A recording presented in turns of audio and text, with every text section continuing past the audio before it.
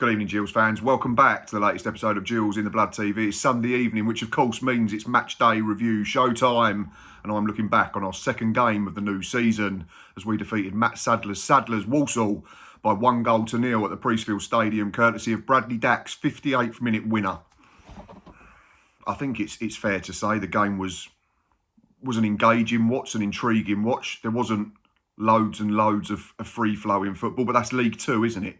A lot of games are going to be where you have to be brutal, you have to be robust, and you have to be resolute, and then you're going to have to play for set plays, you're going to have to play for moments, you're going to have to rely on those people that you've got in your team that can provide a bit of stardust, and that's ultimately what happened in this game. We limited Walsall, didn't we, to very few chances. They had one half chance first half when Charlie Lakin, I think it was, went through on goal, but skied horribly into the back of the Brian Moore stand. I think they had one header that Glenn Morris saved fairly comfortably, but apart from that, there wasn't much in the way of clear-cut chances. There weren't loads for us either, but we should have led inside a minute, and I think we did enough to get the 3 points and deserve the 3 points. First things first, though, housekeeping as always means team news, so we'll go back to 2 o'clock. Well, 1:45 on Saturday afternoon. That was an interesting surprise. The team news coming out 15 minutes earlier than normal, and there was one change from last Saturday's 1-1 draw at the Wham Stadium as we reverted to a back three. Johnny Williams dropped out of the starting 11 and Andy Smith started in his place. So the team in full was Glenn Morris in goal, a defensive trio of, from right to left, Andy Smith, Connor Masterson and Shad Ogie. It was then a quartet in front of Ramo Hutton and Max Clark as the two wing-backs, Robbie McKenzie and Captain Armani Little in the middle. Just in front was Bradley Dack supporting the front two of Joe Bode and Elliot Nevitt. And the bench was exactly the same as last week, aside from Johnny Williams dropping onto it. So the goalkeeping option was Jake Turner again. Defensively, Sam Gow was the option. In midfield, Ethan Coleman, Johnny Williams and Nelson Kumbeni. And then it was Josh Andrews and Marcus Wiley as striking options if needed. We started the game really, really well, didn't we? We was immediately on the front foot, and Gareth Ainsworth had spoken in the week and Max Clark in their pre-match press conferences about, yes, we're going to have to be aware of other team threats, but what we want to do this season and make sure that we concentrate more on us and what we can do to affect games. And I thought that was very apparent in the early stages. Joe Bode immediately peeled a little bit wide, got to the byline and forced a corner. And yeah, it was just a really, really positive start. Got the crowd up, didn't it, as well?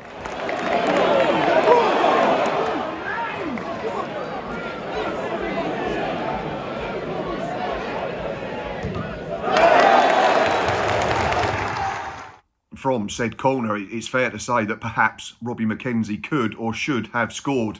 It's a really, really good routine. If you look at it, it's really subtle as well. And it wasn't something I picked up on during the game. It was only when I was looking back at clips of the videos to build the match day live.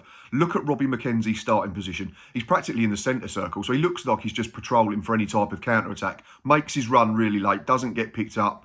I think Robbie just doesn't know whether to go with his head or his foot, and he sort of decides really late and doesn't make a proper contact. But yeah, like I say, good chance, could have led, but it represented a really encouraging opening couple of minutes.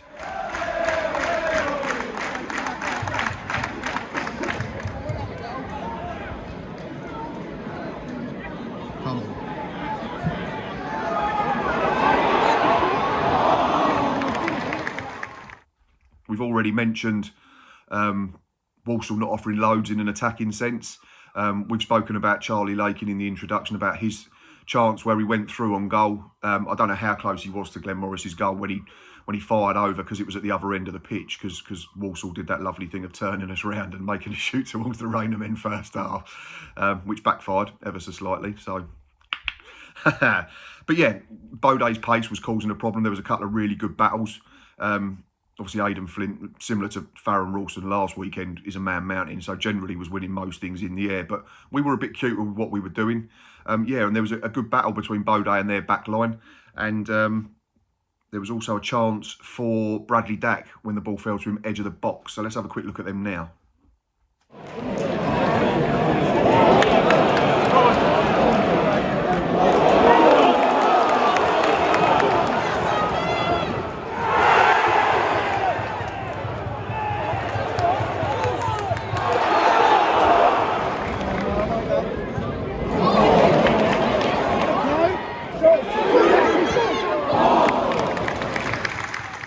In truth, though, that was pretty much it for both sides in terms of attacking substance in the first period. I think there was a late half chance for Mason Hancock header at the back post, but that was comfortably saved by Glenn Morris, certainly from my view anyway.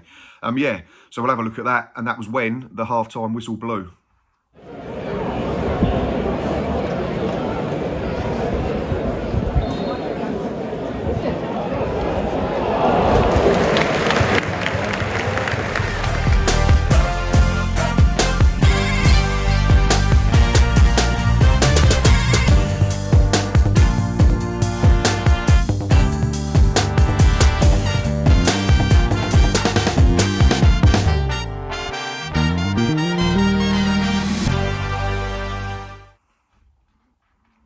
What I liked about Gareth Ainsworth and the coaching team and whoever else come to the decision was that we were very proactive at half-time, and I think we realised that although Joe was in a good battle with a couple of their defenders, maybe it wasn't a game for him. Maybe it was more of a play for second balls, like I'd already mentioned, get it up the pitch and then see if we can get people like Bradley Dack around, Josh Andrews around, Elliot Nevitt. If we could get maybe Armani Little or Robbie McKenzie breaking from midfield, or get the ball into wide areas from Max Clark and Ramo Hutton, who tried to remain as high as possible. So we made a change at the break, and it was Josh Andrews for Bode. So a front two, which you're pretty sure you knew what you was going to get in the second 45 minutes. Yeah, game got bitty, like I've already said right at the top of the show. There was lots of stoppages for free kicks. The game became very disjointed. Walsall were trying to slow it down at every opportunity, which I found a little bit strange, given that they'd won really well last week with 10 men. But I suppose if you win your home games and draw your away games, we say that, then you represent a really good season, doesn't it? And we did that by eventually getting ourselves over the line, courtesy of this goal.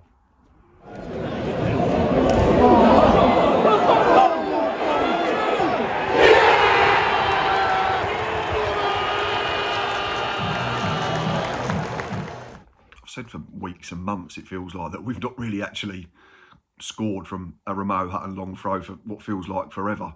But this particular one caused absolute mayhem in the Saddlers' back line. There was a bit of pinball. It fell to Connor Masterson. He had a shot that was blocked on the line by the defender, who'd got back in really well positionally. It then come back out, it hit Connor on the knee and span across the 6-yard box. From there, though, Andy Smith does really, really well, doesn't he? If you look at the clip again. Manages to stretch, realises that Bradley Dack has just held that position, edge of the box.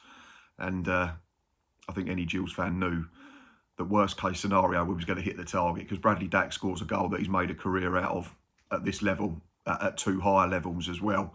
And yeah, it was great to see Dacky get up and running early on in the season. It took him until April last year, didn't it, in a very stop-start campaign. And I said on the morning of the opening day that I did some hot takes, didn't I, which is pinned to my X profile. I'm confident Dacky will get to double figures for goal contributions this season. So that's 1 down, 9 to go. But yeah, it was great to see him get the goal, and we had lift-off, so to speak. Shortly after that, we sadly had to make a change, and that was probably the only negative or sour note of the afternoon. Connor Masterson chasing a fairly innocuous ball back towards his own goalkeeper, and I screamed for a foul at the time. I thought the bloke had stood down the back of his ankle or kicked him down the back of the leg. Boz said he didn't look like there was a lot of contact. But one way or another, Connor collapsed in a heap and basically clutched at his calf muscle and couldn't continue. He did walk off, which I'm hoping is a positive sign. I'm no physio. And he did sit on the substitutes bench rather than disappearing straight down the tunnel. So fingers crossed that's another positive sign. But he was replaced by Sam Gale. And there was a little bit of a switch around in that back three. Andy Smith shuffled across to be the central one, and Gailey took up his position on the right-hand side of that defensive trio. But yeah, in terms of managing the game, I thought we were really clever. Anything that came into our box, we were generally winning first and or second contacts. We didn't really let them have a sniff. They chucked on Jamil Mack, didn't they? They changed their forward line.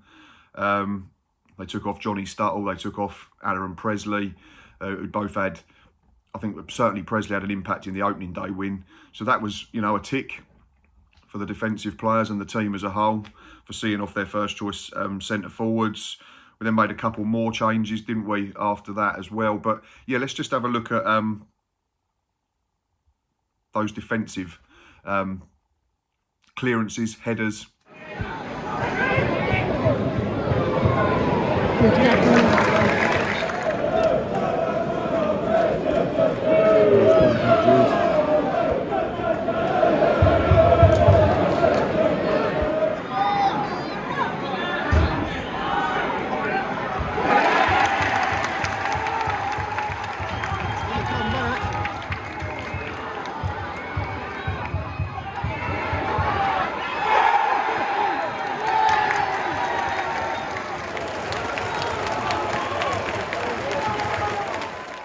Yeah, there was a couple of changes after that from Gareth Ainsworth just to get fresh legs on, maybe to protect people.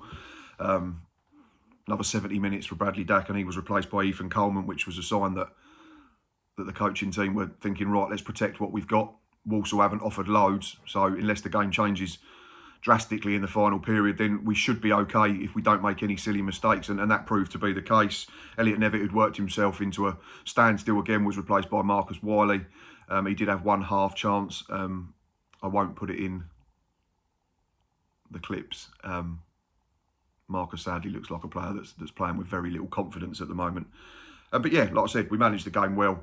And it was us that had, I think, the final half chance of the game, which was this effort from Ethan Coleman.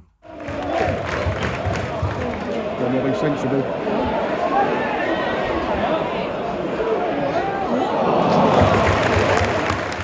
My eyes, of course, lit up when the ball fell to Ethan on the edge of the box, and I was hoping it was going to be on his right foot, but unfortunately fell on his weaker left. He's another one of my hot takes for 25-26 to score a competitive goal for us, because he's not managed one yet in his 2.5 years with the football club. It will happen, I'm sure of it, but unfortunately his effort was slightly scuffed and the goalkeeper fell on it.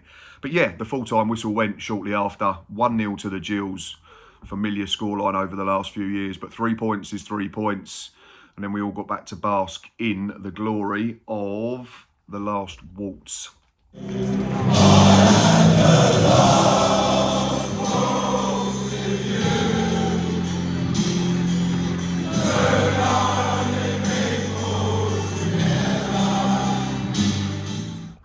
Looking at negatives and positives, obviously I think the big negative is the Connor Marston potentially could be out for a while, depending on what the nature of that calf problem is. Let's hope that it isn't anything serious. If it's a kick and it's just an impact injury, then hopefully it's sooner rather than later what we see him again. But my fear is if he's popped something and hasn't been touched, then there's some internal damage, which I don't know how long it will be. But yeah, in terms of positives, I thought there were plenty. Bradley Dack, another influential performance in the middle of the park. Defensive trio that started the game, Masterson, Andy Smith, Shadowgi, were all super solid. Didn't give Presley and Stuttle a sniff. I thought the substitutes came on and made a difference on the whole. Ethan Coleman looked like the Ethan Coleman of a couple of seasons ago, breaking up play, keeping it simple, keeping us ticking us over, keeping us moving. Josh Andrew had an impact, didn't he, off the bench as well. Gave us more physicality in the forward line, which meant that it wasn't so easy for them to defend against us.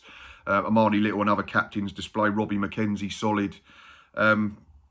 Yeah, just a really, really good afternoon. And I know it wasn't, you know, a hugely entertaining game with loads and loads of chances, but like I can't say it enough, that's League Two.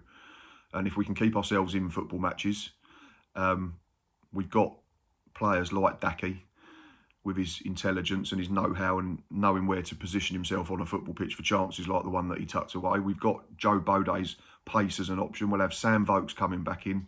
We'll have Seb Palmer-Holden still to come back in with his pressing and his tireless running. Got Aaron Rowe to come back in. If we can keep him fit, that'd be brilliant as well. So I think if someone had offered me at 9 o'clock last Saturday 4 points from the opening 2 games, I'd have said, thank you very much, we move on. It represents a really solid, if unspectacular, start. And you know, there's some teams in this division that a lot of fan bases are saying they're going to do well. They've not started great, and I know it's only 2 games in and there's 44 football matches to play, but one game at a time is how we're taking it. And we've always said if you can pick up points on the road and win the majority of home games, you're going to be there or thereabouts. So that's a really encouraging start. And in terms of man of the match, before we blow full time on this one, Shadowgi, absolutely immense again. I said last week against Accrington he was super solid, but he had one brain fart with that under hit back pass. Nothing of the sort this week. 90 minutes played. I think it was 5 clearances. There was 2 shots blocked. There was an interception, 7 tackles, 71% pass completion, which is outrageously good for a centre half. He's willing to run with the ball. Him and Andy Smith were very vital in the fact that they both stepped out at times, which created an overload in the middle of the park, which then frees up space for someone like a Little to run beyond, or Dacky to pick up pockets. In terms of ground duels, 13 out of 13 for Shad, absolute perfection. And he won 3 out of 6 aerial duels as well. So really, really good performance for me. So yeah, agreed with the sponsors on this one. Man of the match was Shadowgi. Right, that is enough from me. Full-time whistle is about to blow as we're now in injury time. I always will and will continue to do say thank you to everybody if you're still watching and listening at this point, whether that's Gills fans, Walsall fans, neutrals, just people who enjoy the channel. Your support never, ever goes unnoticed. So if we can try and get 100 likes on this one. We're going to be ambitious because I'm feeling happy because we won a game and the sun's out whilst I'm recording. So yeah, 100 likes is the target. So please, if you can hit that like button, that'd be absolutely brilliant and help us get there. If you consider pressing subscribe while you're at it, that'd be absolutely brilliant. Hit the bell and turn notifications on. You never miss an episode.